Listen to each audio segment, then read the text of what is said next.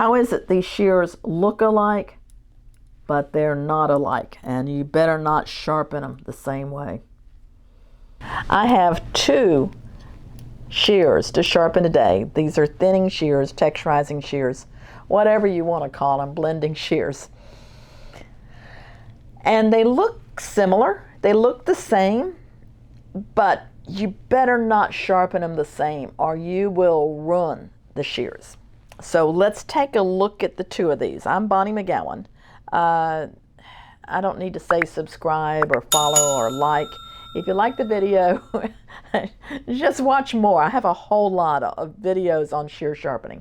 And whether you're a sharpener now, whether you're looking at getting into sharpening, or heaven forbid you want to sharpen your own shears at home, don't do it without the right equipment and not the right training. That's what I do, is I teach sharpening.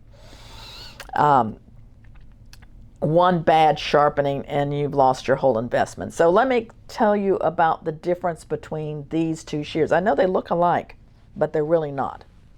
So first of all, the difference is not that they're different brands of shears. These are both Bonikas. This is an older Bonika that we have discontinued. It was very popular, but a lot of sharpeners did not like to buy it and sell it. Most of our shears are sold wholesale through sharpeners because it is a cast shear. I've never seen anything wrong with cast shears. They seem to hold their alignment, and they seem to last a number of years, and this one's quite an old shear and it's still cutting well. And then this is one of our first generation of our no-line shear. Now we're having this one, we have a no-line invisible line shear now that's made in a different factory. It seems to be holding its edge a little bit better than the original one, but the trick is, if you're a sharpener, on this one you would mostly leave, I'm going to zoom in here so you can see this better.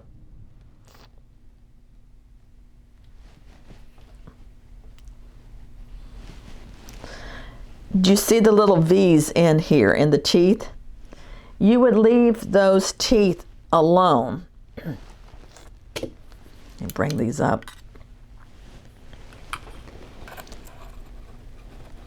See the little V's in there?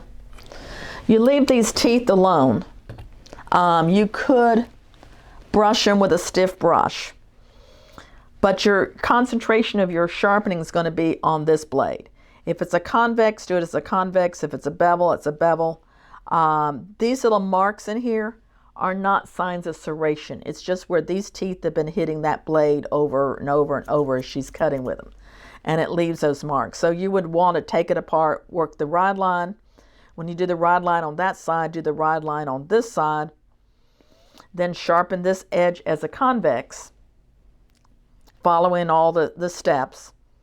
And yeah, it looks like the last person kind of did a little bit of a bevel, so this has been sharpened before. And sharpen this side as a convex. Test them. Now, how do you test them? A couple of ways you can test them. One is you can cut perm paper. You see, these don't cut too bad. She's not happy with them. She's very picky. You can cut hair with them and slide through. I think her biggest problem was she had a loose screw, which we've tightened it now.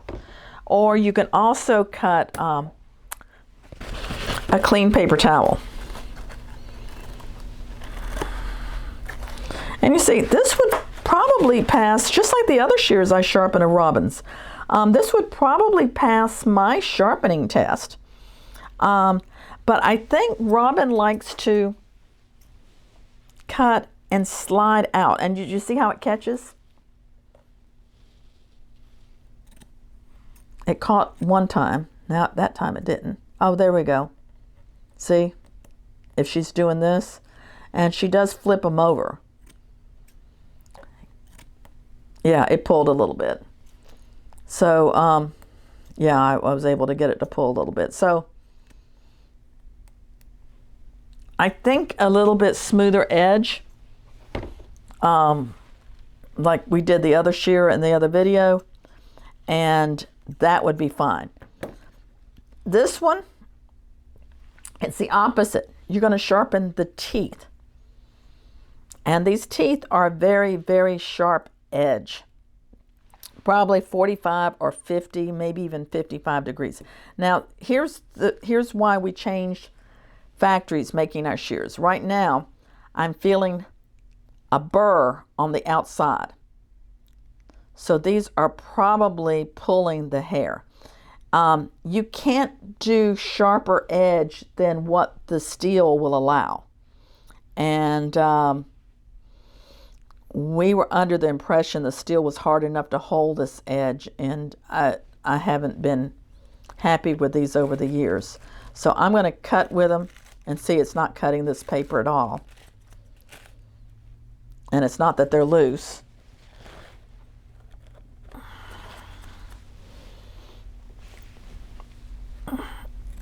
Oh, yeah, these are really bad. So on these shears,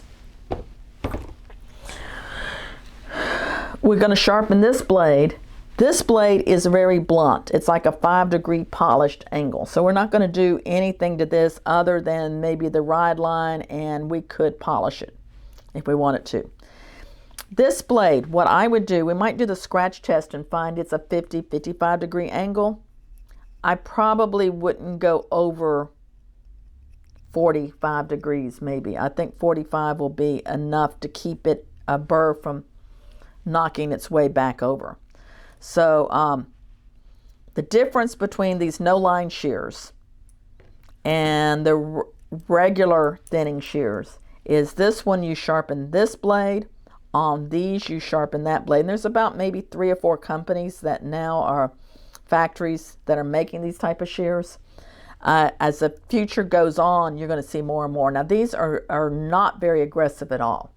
And it's not that the teeth go fine to wider. It's that makes them different. That's just an interesting feature of that particular shear we made that time. Is that the teeth do the cutting. So it gives it a little fine, it's a finer edge, more detail.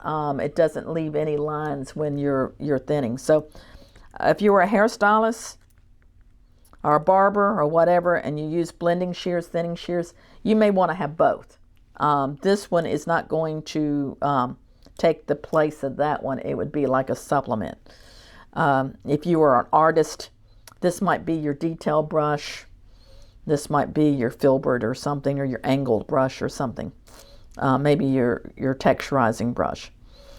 But I'm not going to go through the whole process of sharpening them at this point, but I did want you to see these two shears that look alike, but they're not alike. I do want to mention that we have another channel called the ISSA, International Scissor Sharpeners Association. You can find some links below where you can do certification. I send you 2 shears and then I judge them, and I have a lot of videos where I'm judging them. We have a Sharpeners Jam group on Facebook. We have a Sharpeners Jam each year, have been for years. You want to join the community of sharpeners, whether you're a veteran sharpener, whether you're in the United States or another country, no matter what method you use to sharpen shears, but being in a community with other sharpeners just helps all of us grow. And I continue to learn from people I've trained and from other sharpeners. So best way to stay sharp is to keep yourself educated, fellowship with other sharpeners, and experiment.